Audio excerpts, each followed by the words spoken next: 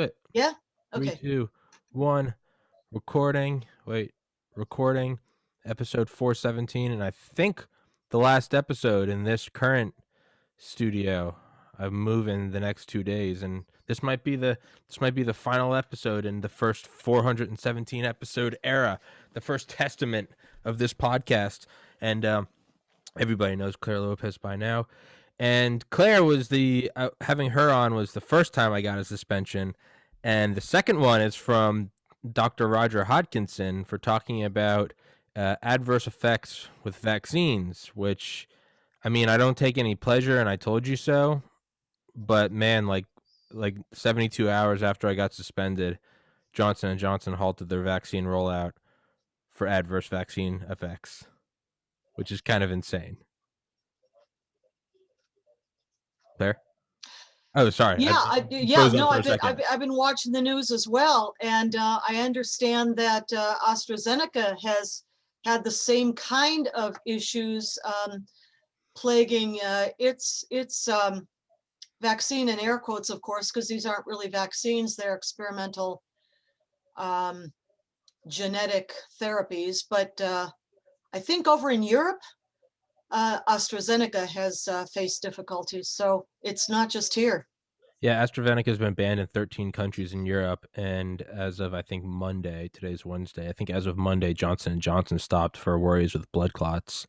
And again, to me, the oddest thing is I've had people that kind of counter my statement about that. I got suspended for having on for quote spreading medical misinformation and or contradicting statements by the World Health Organization. I've been suspended from YouTube for contradicting the World Health Organization. I mean, if this isn't a nice taste of China for everyone that thought that China was, quote, over there and doesn't think that their policies come over here. But, people that have they've met my statement of that with, well, Dr. Hodkinson is a pathologist. He's not an immunologist or an epidemiologist. He doesn't study virology. And I agree with all of that. He's a pathologist. He's an MD. But the fact that the discussion itself was smushed. Claire and I are not medical professionals, but we're still going to discuss it because that is what, in a free marketplace of ideas, the dumb ideas go there to die and the good ones go there to flourish. Sure, sometimes you have people that buy into stupid shit, but that's freedom. That will happen. You're always going to have someone that gets conned by a snake oil salesman. But the idea that we can't even have this discussion because it contradicts the World Health Organization. Who is deciding what is misinformation and what is not? Who are the fact checkers? How do you not know the fact checkers are me and Claire sitting there saying what is true and what is not? To me, that is the most terrifying thing. Is not only does it seem censorship is not only does it seem that censorship has arrived, it seems to arrive to thundering applause, which to me is just batshit insane. I don't Well, know. I mean, and in any case, what you and your prior guest were doing were basically quoting from news reports, that these two products have been halted, paused, whatever you want to call it. Whether that be out of an abundance of caution, whether it be for further study, whether it be because there are adverse side effects. We'll watch the news for that. But to quote the news sources that say these two are being paused, that's just a fact. That's a fact. And whether the World Health Organization likes it or not, this is happening. Mm-hmm. Now, what do you think to kind of pivot? It's I'm torn because on one hand I feel like the Biden administration stole the election and it's an illegitimate government. On the other hand, I talked about this yesterday. I don't not like the recent developments in the Pacific with the announcement of the Pacific Deterrence Initiative, uh, ground-based intermediate nuclear weapons ringing China and pushing for the biggest or signing off on the biggest U.S. military budget in history. Those aren't things I dislike, and at the risk of losing half the people that listen to me for the get for that listen to you and Dale and Don the Pleb.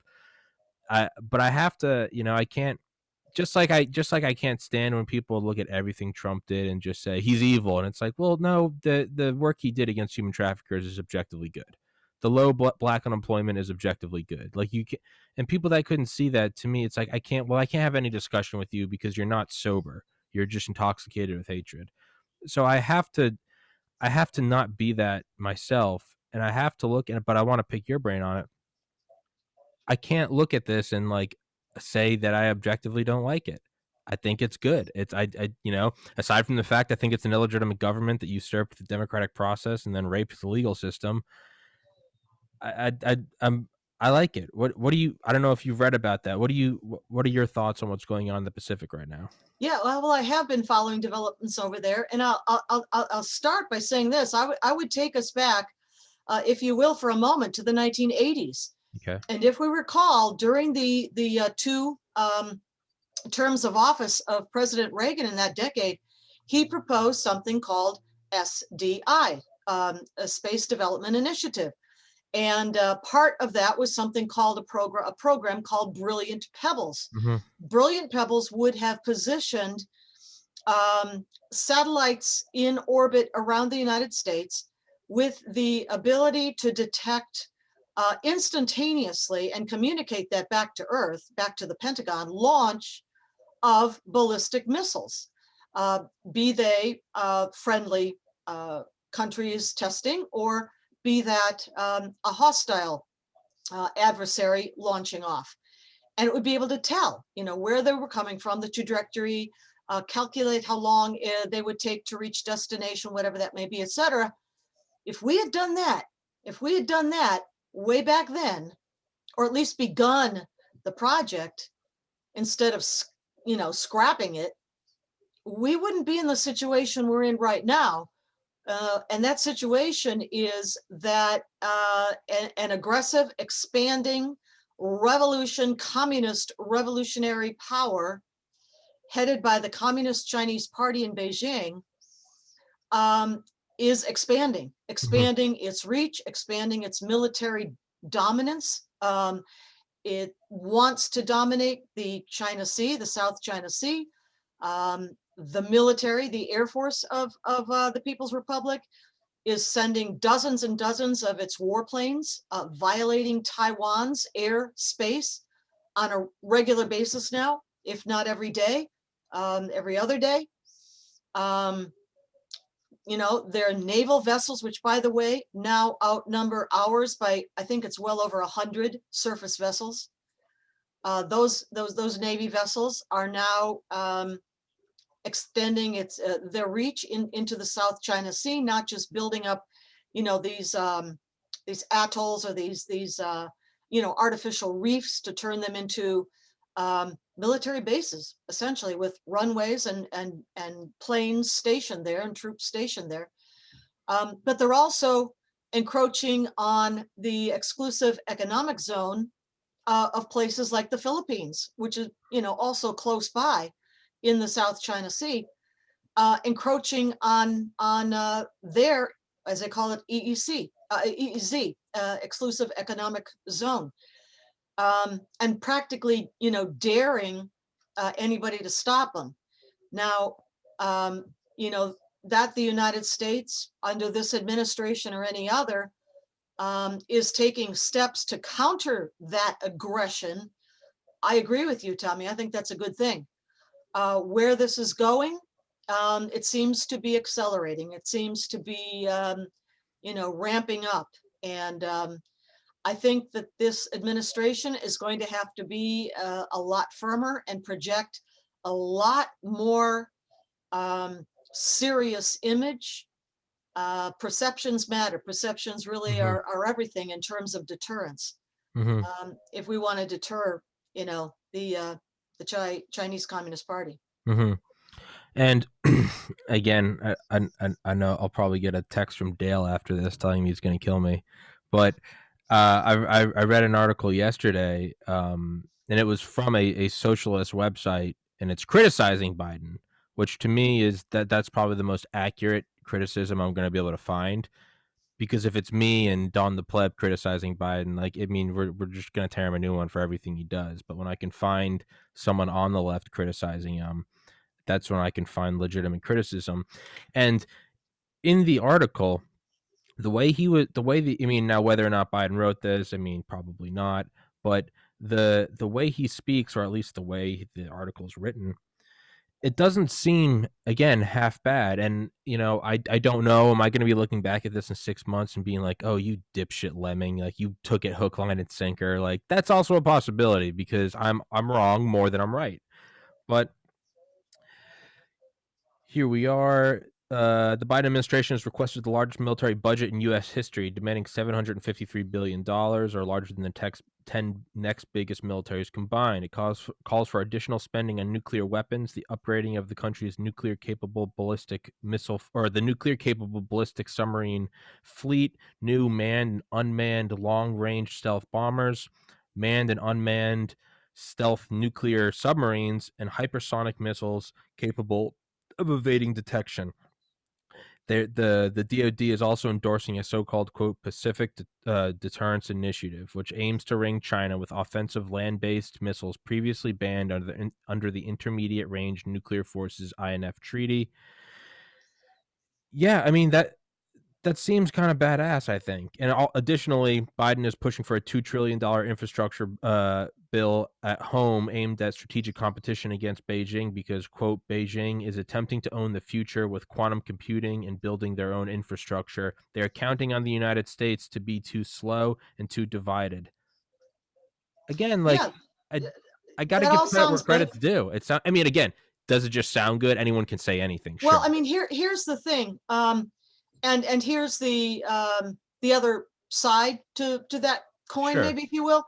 And that is that this annual budget increase for the Defense Department is about the smallest Yeah. increase in the last, I don't know how many years, in the Yeah. range of, I think, 2%. somewhere around 2% or something Mm-hmm. like that. Mm-hmm. Where other departments of the cabinet, let's say, Okay. are getting huge percentage boosts to their budgets. So yes, all of that is good. I wish there were one more thing in there though, and that would be harden the electric grid. The Yeah. U.S. civilian electric grid is still completely and totally vulnerable to an EMP event, be it the sun, be it an adversary nuclear attack up in the Mm-hmm. atmosphere. Mm-hmm. The military hardened its facilities under Cheyenne Mountain. That's great. But the majority of the US military presence on bases throughout the United States and in different facilities depends on the civilian electric grid. Mm-hmm. So I wish I could see that in this budget. Yeah, that's very true. And yeah, I did see that 2% is the smallest increase in a long time. I think it's rivaled at 16% with the Department of Health and Human Services. But Claire, what do you want to talk about? Because I only know so much, and you are the expert with this. So normally when I have guests on, I guide the conversation. With you, I kind of like to give you the steering wheel because I like to be the pupil to your lecturer. What do you want to talk about? Okay. Well, let me talk about something that's in the news recently, and it goes back to this past Sunday. So that's 3 days ago, and it is a perhaps cyber attack on the Iranian uranium enrichment facility at Natanz. Probably have heard about this. I have. Apparently what happened is that, I mean, and this is still a little preliminary because we're not completely sure, reporting is conflicting coming out of the Middle East, but that some kind of explosives detonated in the facility. The centrifuge hall that we're talking about is buried underground at Natanz. Some kind of explosive device got in there somehow and blew up their electric grid, the supply of electricity to the facility. Now, you may know that this facility is, highly guarded. The electric grid, the electric supply to the facility is supposedly, super secure with multiple, layers of security around it. Well, whatever happened blew up the electric supply to Natanz. Now, you may know that there are thousands upon tens of thousands of centrifuges down in this underground facility at Natanz. And these are those tall steel tubes. Well, actually, yeah, steel tubes, I guess they are, with the spinning blades inside to spin up uranium to enriched levels. Well, what happens, well, first of all, I'll say this, that apparently the Iranians were on this Sunday, I mean, that, 3 days ago, they were actually in the process of starting up some brand new, faster, more modern centrifuges, generation, if you will, 5 and 6. They would call them IR5s and IR6. IR Iran, 5, the 5th generation, 6th generation. These are brand new, many times faster than the original ones. And by the way, not permitted under the terms of the July 2015 Joint Comprehensive Plan of Action, or JCPOA, Iran nuclear deal, not permitted.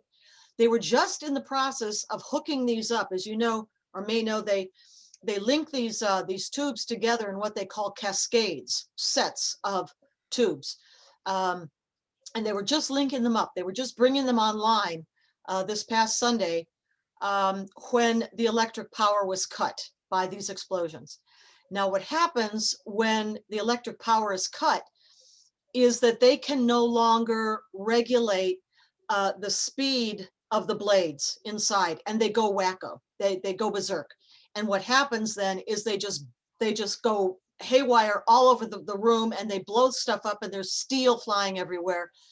And apparently thousands upon thousands of these things were destroyed, which is a great thing. It's fantastic. A lot of accusations flying around. The Iranian regime has called this sabotage.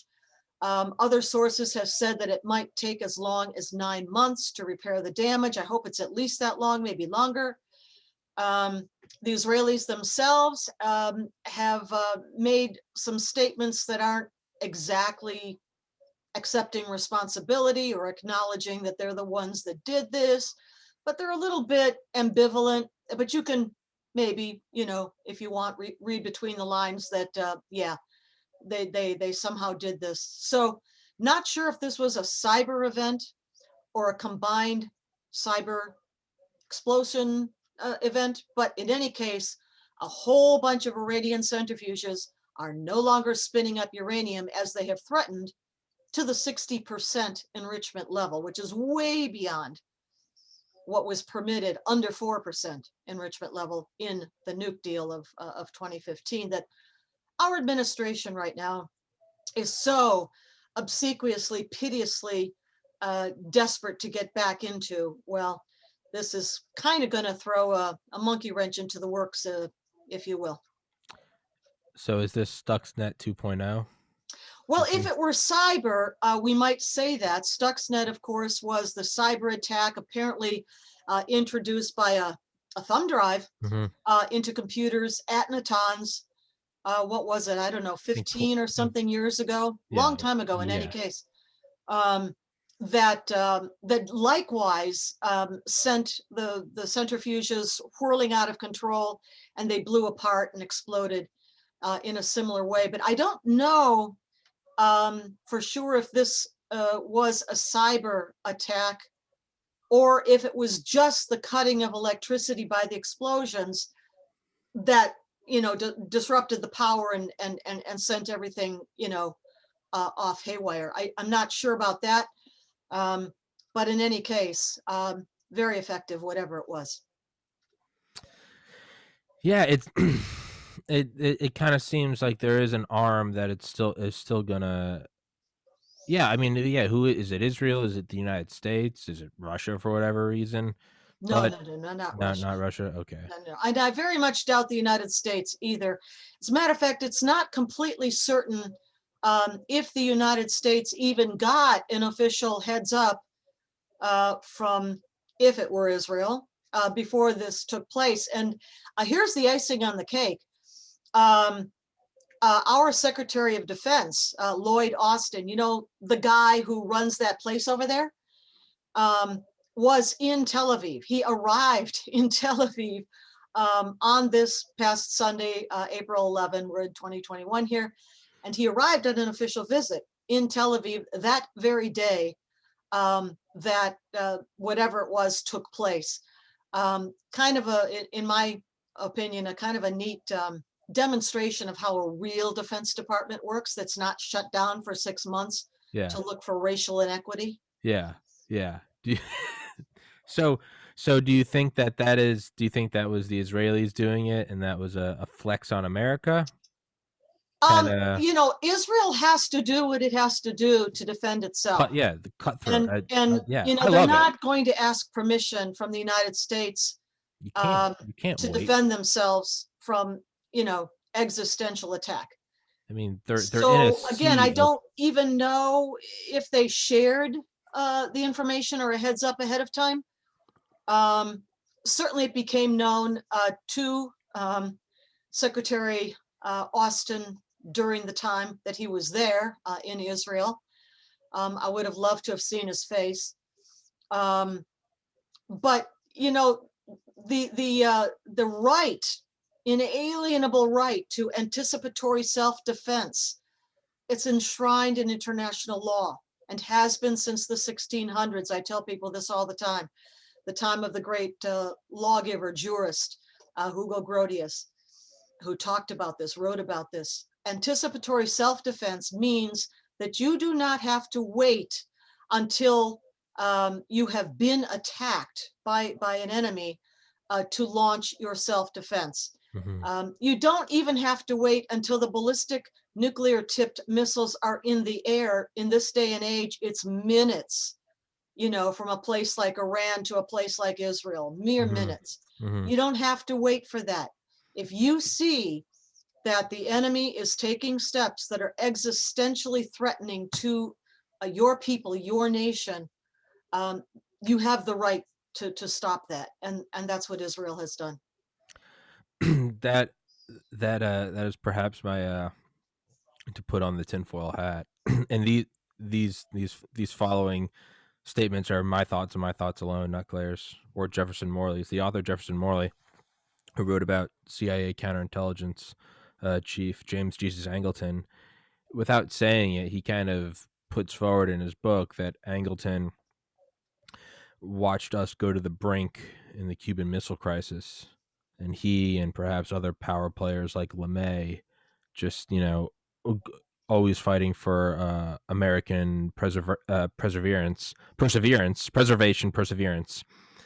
is that they thought Kennedy himself was an existential threat to the United States and that they had a hand in taking him out. Now, granted, that is a statement that needs 500 hours of podcast episodes to unfold, so I won't do that right now.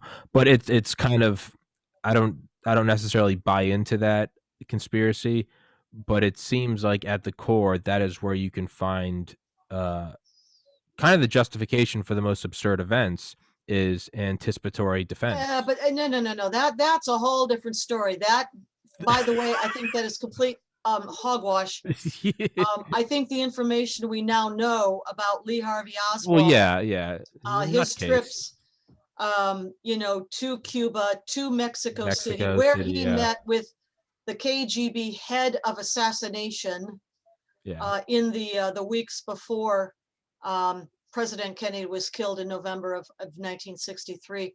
I think that leaves no doubt whatsoever that this is our communist enemies, Castro's Cuba and Russia, that were behind that assassination. But anticipatory self-defense really refers to the situation between nation states. That's what that's about. Yeah. It's not something internal, you know, to the domestic affairs of a country. You know, if for example, our national security had become aware of Soviet, of Cuban plans, plots to decapitate the executive branch of the United States government, the president, then we would have been in our absolutely, you know, right to take steps against Cuba, against Russia, certainly to halt the plot to stop the assassination, but otherwise certainly to put them on warning. Yeah. If you ever even think of such a thing, there will be consequences, and we don't even have to tell you what they will be, but you can imagine. Yeah. That would have been justified. Yeah. But That this is just conspiracy stuff. Yeah, yeah, no, it's that's why I prefaced it saying these are my thoughts. Well, it's interesting because Morley's second book is called Our Man in Mexico, and it's all about Oswald meeting with the KGB. Hmm. So he kind of Yeah. does he covers both bases. But yeah, it that's kind of the thing that's always fascinating. And I know I got to let you go in the next couple minutes. The thing that's always fascinated me about Israel is, yeah, the seeming they're surrounded by a sea of holy fire. Like, you don't have to wait for anybody. You don't have to ask, right?